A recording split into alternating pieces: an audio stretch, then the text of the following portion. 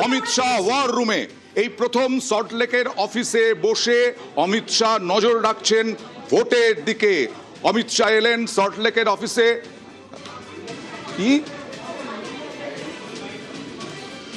অমিত শাহ এলেন সল্টলেকের অফিসে। এখন সল্টলেকের বিজেপি অফিসে বসে ওয়ার রুম খুলে ওয়ার রুম থেকে নজর রাখছেন 152টা কেন্দ্রের ভোটে।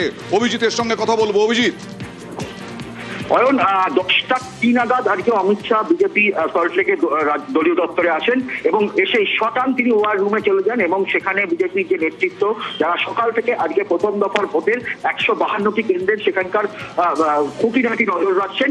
সেখানে গিয়ে অমিত শাহ প্রত্যেকের সঙ্গে কথা বলেন এবং কোথায় কি সমস্যা হচ্ছে, কোথায় কি করতে হবে, ভারতীয় রাজনীতির অন্যতম চাণক্য হিসাবে যাকে ধরা হয় সেই অমিত শাহ আজকে সকালবেলা তার কালীঘাট মন্দিরে পুজো দেওয়ার কথা ছিল। এখনো পর্যন্ত সেই কর্মসূচি সম্ভবত স্থগিত রাখা হচ্ছে।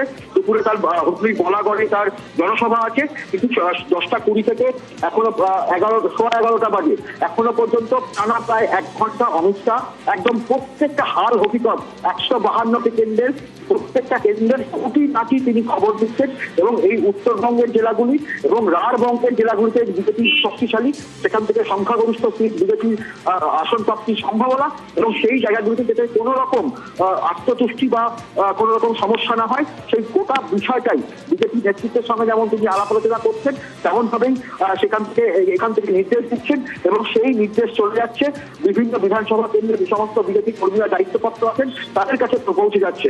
ফলে বলা যেতে পারে যে একদিকে অমিত শাহ এবং পাশাপাশি আজকে নরেন্দ্র মোদী জনসভা করবেন, রোড শো করবেন। জনসভা, রোড শো এইসব তো হচ্ছেই, তার সঙ্গে সঙ্গে এই প্রথম সল্টলেকের অফিসে বসে পর্যবেক্ষণ করছেন অমিত শাহ।